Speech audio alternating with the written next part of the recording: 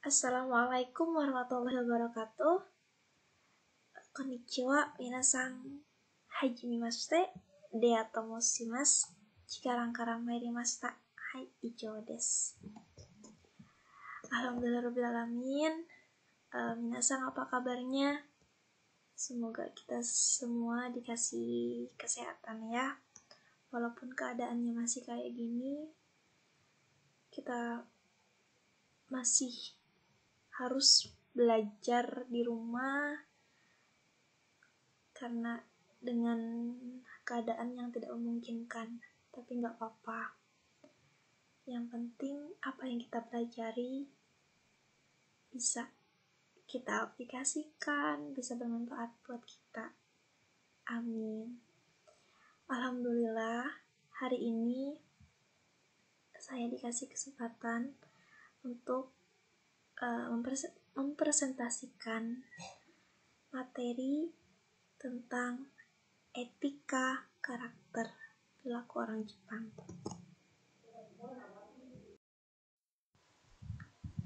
Baik minasan, sekarang kita masuk ke etika ya. Nah, di sini secara etimologi, kata etika berasal dari tempat yang biasa. Etikos berarti susila, keadaban, kelakuan dan perbuatan yang baik. Satu istilah moral berasal dari kata Latin, yaitu mores, yang merupakan bentuk jema dari mos, yang berarti adat istiadat atau kebiasaan watak, kelakuan, tabiat, dan cara hidup. Bahasa Yunani yang terdiri dari dua kata, yaitu ethos dan etikos. Ethos berarti sifat, watak, kebiasaan. Kita lanjut ke slide berikutnya ya.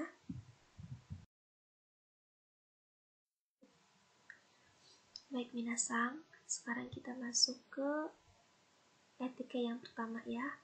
Etika kamar mandi orang Jepang. Nah, di sini untuk yang pertama itu menggunakan slipper. Nah, slipper yang pada umumnya orang Jepang gunakan itu yang di bagian ujung kakinya itu tertutup. Nah, untuk jenis slipper sendiri ini kan banyak ya, bukan cuma khusus digunakan untuk di kamar mandi aja, tetapi ada juga slipper yang memang bisa digunakan untuk di ruang tamu, kamar, atau ke dapur gitu. Terus kita masuk poin kedua, saat menggunakan ofuro atau bathtub. Nah, saat menggunakan ofuro atau bathtub itu yang pertama, ketika kita mau berendam, itu kita harus mandi dulu. Karena tujuannya kita berendam itu bukan untuk membersihkan badan, tetapi untuk merelaksasi badan gitu. Yang kedua, tidak mandi di ofuro. Maksudnya mandi itu menggunakan sampo, sabun, menggosok gigi di ofuro. Karena ofuro itu kan digunakan untuk satu keluarga. Kalau misalkan kita mandi di ofuro, otomatis ofuronya itu airnya jadi kotor. Jadi anggota keluarga lain gak bisa pakai, bahkan harus isi lagi. Yang ketiga, tidak mencabut penutup lubang ofuro setelah selesai berendam. Karena air yang kita gunakan untuk berendam itu digunakan juga untuk satu keluarga, bukan cuma untuk satu orang saja. Terus yang poin ketiga, saat menggunakan kloset.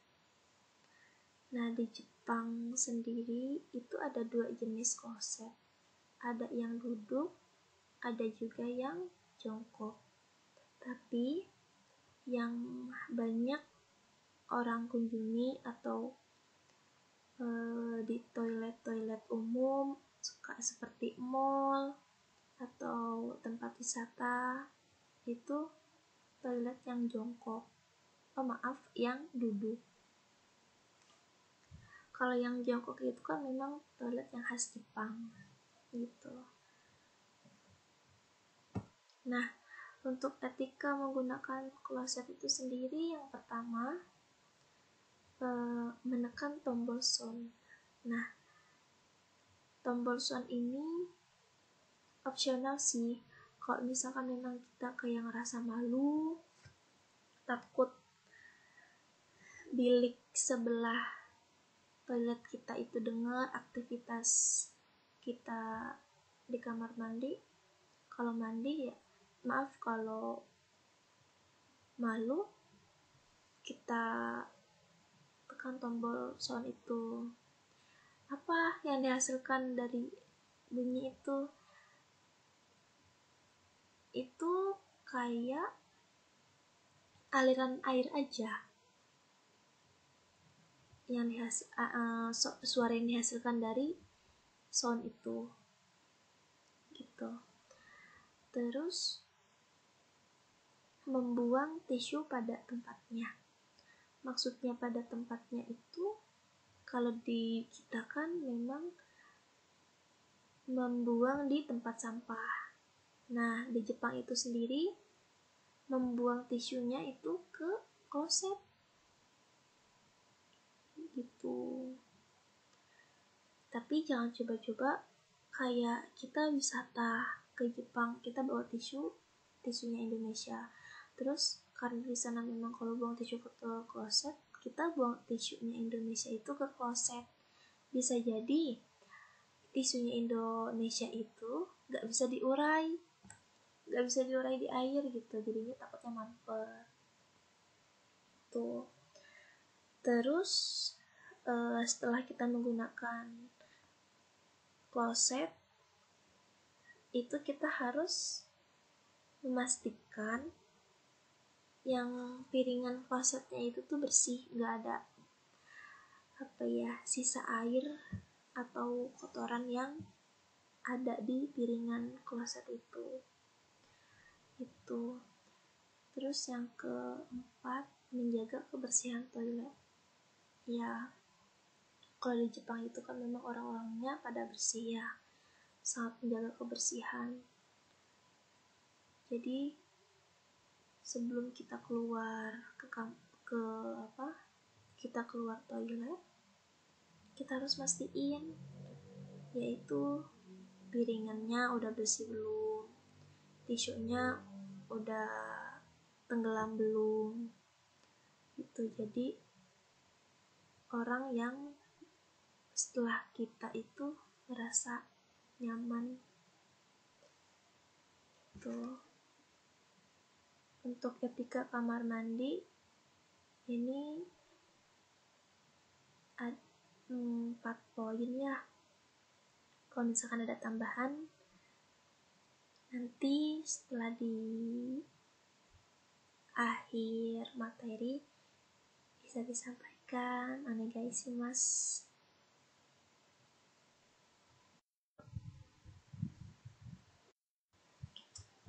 Baik minasang, kita masuk etika yang pertama ya. Etika kamar mandi orang Jepang. Nah, di sini yang pertama itu menggunakan slipper. Slipper yang pada umumnya orang Jepang itu gunakan, yang ujung kakinya itu tertutup. Dan slipper ini yang memang khusus digunakan pada saat ke kamar mandi. Itu. Nah, yang kedua ada pada saat kita menggunakan ofuro. Nah, ofuro itu bathtub yang panjang. Nah, ketika menggunakan ofuro itu sendiri, yang pertama itu sebelum berendam itu harus mandi. Karena tujuannya berendam itu bukan untuk membersihkan badan, tetapi untuk merefleksikan badan. Gitu. Terus yang kedua, tidak menggunakan sampo, sabun, dan menggosok gigi di ofuro. Karena balik lagi, tujuannya untuk menggunakan ofuro itu kan untuk berendam. Nah, berendam itu sendiri untuk merefleksikan badan, bukannya untuk membersihkan badan. Terus yang ketiga, tidak mencabut tutup lubangnya ofuro. Jadi ofuro itu tuh ada tutupnya. Nah, pada saat digunakan itu tidak boleh menutup lubangnya gitu.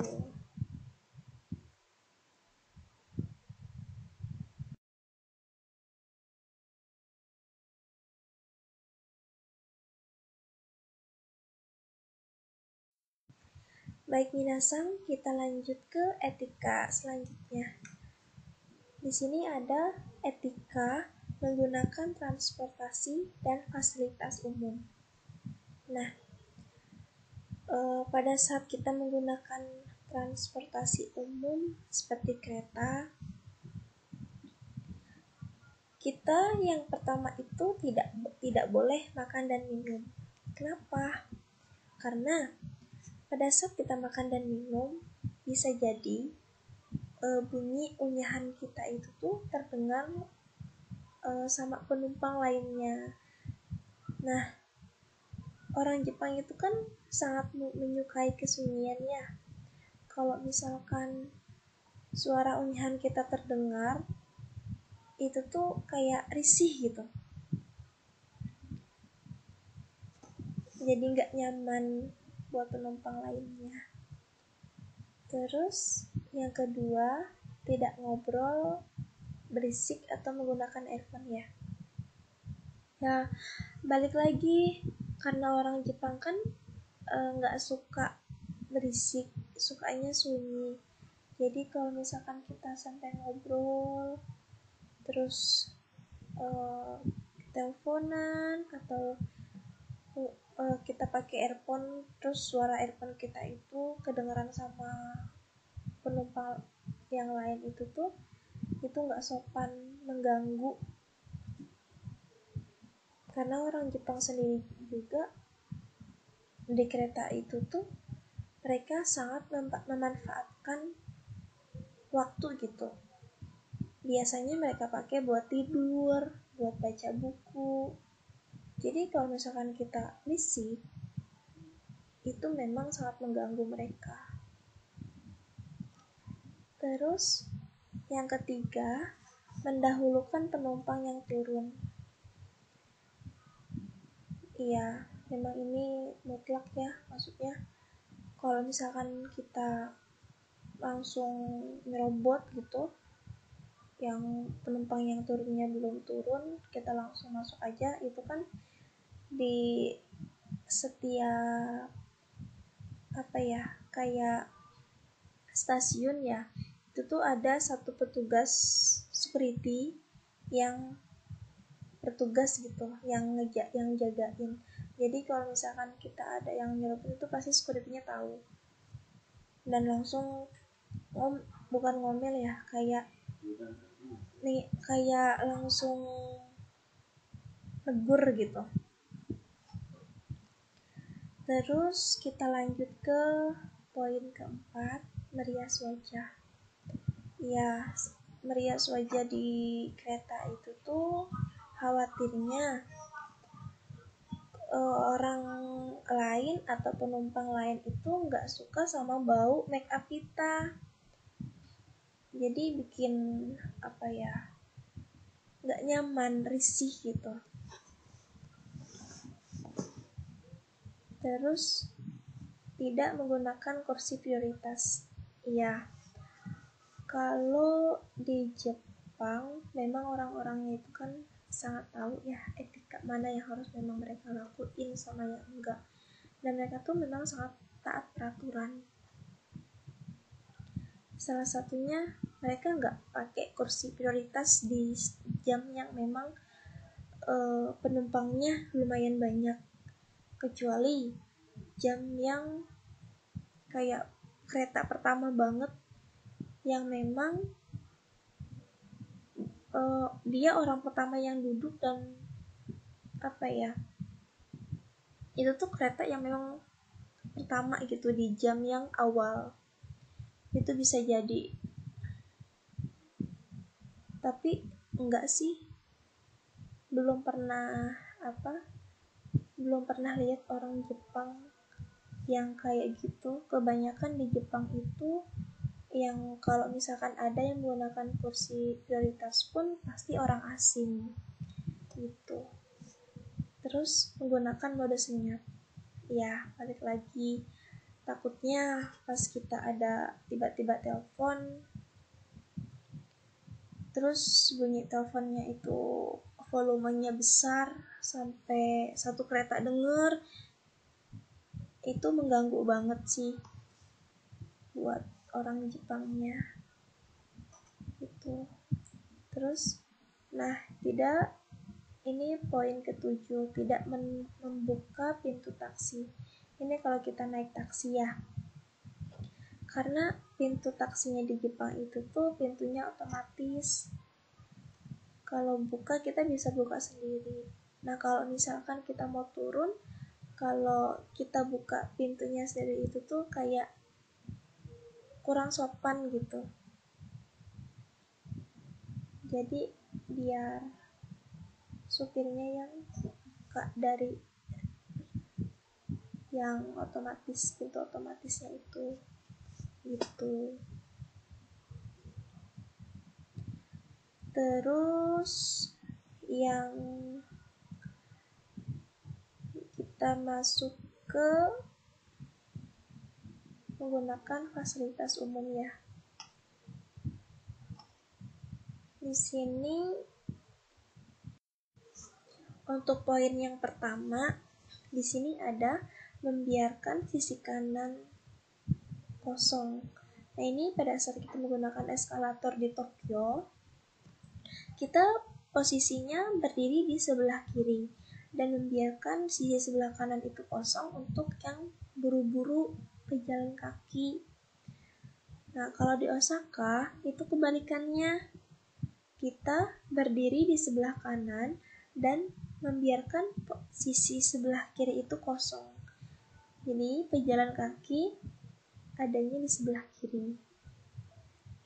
Terus yang B, berjalan di sisi kanan jalan.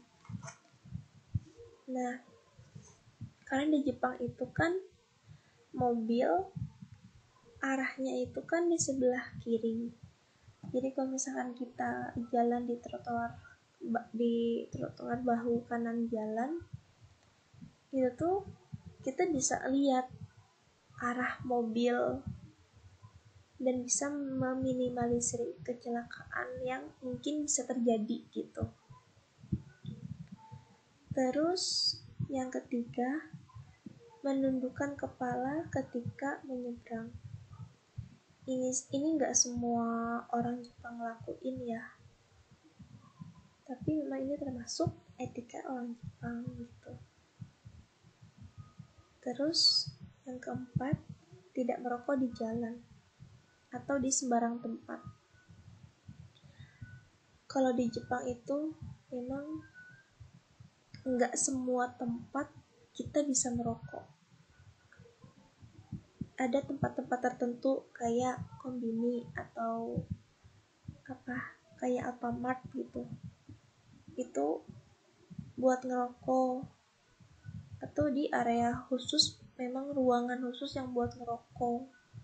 Kalau misalkan kita ngerokok di sembarang tempat, polisi di sana itu tuh sangat tegas gitu.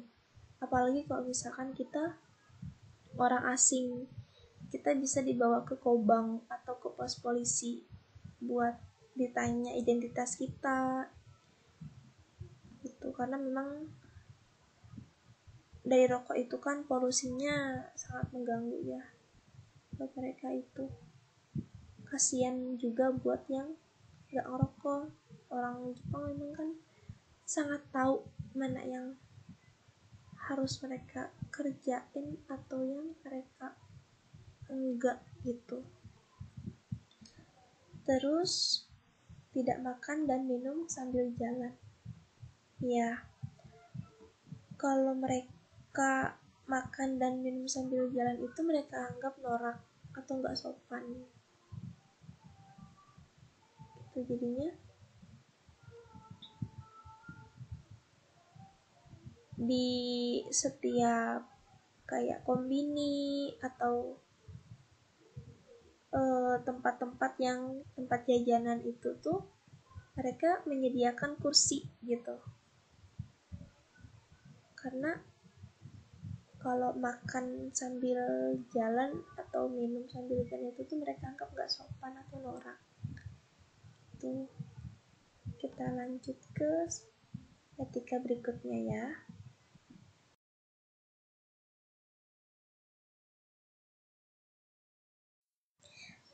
Ya minasan, kita lanjut ya.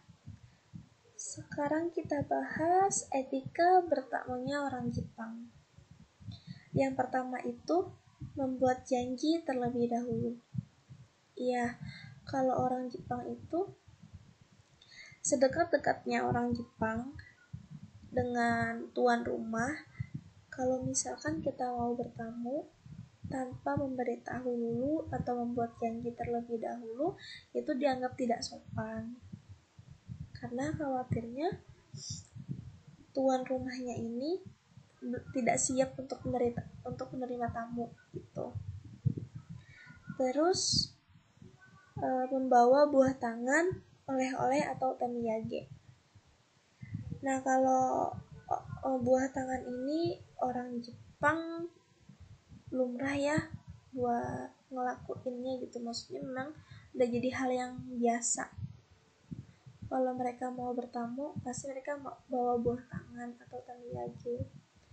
Nah, cara ngasihnya atau ucapan ketika kita ngasih buah tangan ke tuan rumahnya itu bisa dengan kita bilang korete miyage desu atau sumaranai mono desu ga, bisa kayak gitu. Terus kita lanjut ke datang tepat waktu. Ya, kalau orang Jepang kalau nggak tepat waktu itu kita anggap bukan orang Jepang ya, karena mereka sangat menghargai waktu.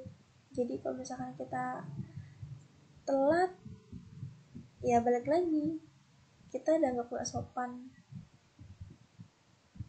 Karena di Jepang itu ada kayak istilah Jepung mai hodo, jadi kayak 10 menit sebelum lebih baik gitu.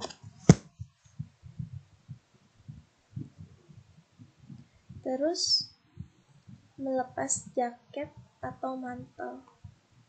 Ya kalau misalkan orang barat itu pas bertamu mereka tetap mengenakan mantel atau jaketnya ke dalam rumah. Tapi kalau misalkan di Jepang itu sebelum kita masuk atau kita pas di gengkang, mantel sama jaket itu harus dilepas, karena khawatirnya mantel atau jaket yang kita kenakan itu bawa kotor atau membawa kotoran yang bisa mengotori rumahnya tuan rumah gitu. Terus ini tidak membawa orang lain tanpa seizin tuan rumah.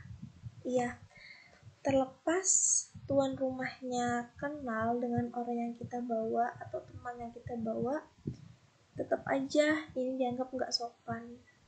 Karena khawatirnya tuan rumah sudah mempersiapkan makanan sesuai porsinya gitu. Terus kita datang bawa orang yang tanpa seizin tuan rumah, itu dianggap nggak sopan, kecuali kita izin terlebih dahulu. Terus kita lanjut, tidak menuangkan makanan dan minuman sendiri. Kalau ini mungkin di kita juga sama ya, tapi kalau di kita nuang atau ngambil makanan minuman sendiri itu nggak apa-apa setelah dipersilahkan. Kalau di Jepang biasanya tamu itu dilayani, minum sampai makan pun biasanya disendokin gitu. Terus jam yang tepat untuk bertamu. Ya, jam paginya itu jam 10 sampai jam 11. Kalau jam sorenya untuk bertamu di Jepang itu jam 4 sampai jam 2 sampai jam 4. Kalau misalkan kita datang atau bertamu tepat sama dengan waktunya orang Jepang sarapan atau makan malam, itu dianggap kurang baik, gak sopan, takutnya mengganggu gitu. Terus mengucapkan salam. Nah, mengucapkan salamnya orang Jepang bisa ojamasimasu gitu, maaf mengganggu. Untuk etika bertamunya orang Jepang mungkin cukup. Kita lanjut ke etika yang selanjutnya ya. Ya minasan, kita lanjut ya. Sekarang etika makannya orang Jepang. Yang pertama itu ada mengucapkan itadakimasu dan ohijo sama. Itadakimasu ini bisa diartikan sebagai doa atau menerima makanan yang sudah disiapkan. Ini diucapkan sebelum makan. Dan gochisu sama itu ucapan terima kasih telah menghidangkan makanan dan diucapkan setelah makan. Nah, yang kedua ohashi. Ohashi itu sumpit.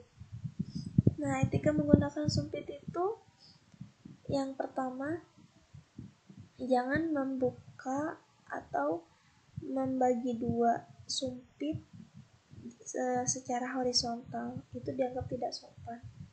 Yang kedua, jangan menusuk makanan menggunakan sumpit. Yang ketiga, jangan memberikan makanan kepada teman makan kita menggunakan sumpit. Yang keempat, jika sumpit tatakan atau alas sumpitnya tidak ada, gunakan bungkus sumpit. Jadi kalau misalkan kita menyimpan sumpit sono mama atau begitu aja dianggap tidak sopan. Terus cawan ini waktu zaman dulu kalau orang Jepang itu kan megang cawan itu harus di tangan sebelah kiri dan sumpit di tangan sebelah kanan. Terus gimana kalau misalkan orang kidal? Berarti kan kalau makan kan harus pakai tangan sebelah kiri kan. Nah, kalau zaman dulu itu zettai nggak boleh. Nah, setelah restorasi Meiji itu baru orang kidal itu bisa makan dengan menggunakan cawan. Tuh. Terus oshibori. Oshibori itu kayak kain, atau sekarang itu banyak kayak tisu basah. Itu digunakan untuk mengelap tangan atau mulut. Kalau misalkan kita menggunakan oshibori untuk mengelap lain atau meja, itu dianggap nggak sopan. Terus kanpai. Nah, pada saat kanpai ini usahakan memegang minuman itu atau memegang botol bir itu menggunakan 2 tangan, dan jangan meminum terlebih dahulu sebelum semua anggota kanpai-nya itu sudah memegang gelas dan sudah siap untuk minum. Tuh. Terus tidak memberikan uang tip. Nah, di Jepang itu memang ketika kita makan di restoran atau kita berkunjung ke hotel atau ke tempat yang memang kita sudah menggunakan jasa gitu, itu kita dilarang untuk memberikan tips karena itu bisa dianggap merendahkan dan dianggap nggak sopan gitu. Terus tidak menghitung otsuri. Nah, ya, ini tidak menghitung otsuri ini maksudnya pas kita di depan kayak resepsionis atau setelah kita menerima uang kembalian, kita langsung dihitung. Itu nggak boleh karena dianggap tidak sopan atau tidak mempercayai atau dianggap mencurigai orang yang sudah memberikan uang kembalian itu. Terus tidak memberikan uang secara langsung. Iya, kalau misalkan kita kayak belanja atau kita makan di restoran, jangan kasih uang cash secara langsung dengan tangan ke tangan gitu. Karena di sana itu udah disediakan kayak piring kecil buat kita menaruh atau memberikan uang untuk membayar makanan gitu. Terus makan dengan 1 kali santapan. Iya, kayak misalkan kita makan soba atau makan udon, mie, kita harus 1 kali selutupan gitu santapan. Kalau misalkan kita kita putus terus sisa makanannya itu kita simpan, kita kembalikan ke mangkuk, itu dianggap nggak sopan. Kalaupun misalkan kita nggak bisa untuk 1 kali santapan, kita harus potong terlebih dahulu pakai sendok atau garpu. Terus tidak menangkup makanan. Nah, tidak menangkup makanan ini maksudnya tidak menadahi makanan atau menangkap makanan yang jatuh dengan tangan kiri gitu. Terus jangan angkat makan terlalu tinggi ya. Kayak misalkan kita makan soba, terus kita angkat makanan sobanya itu lebih daripada mulut kita, itu dianggap tidak sopan. Tuh, cukup, kita lanjut ke etika selanjutnya atau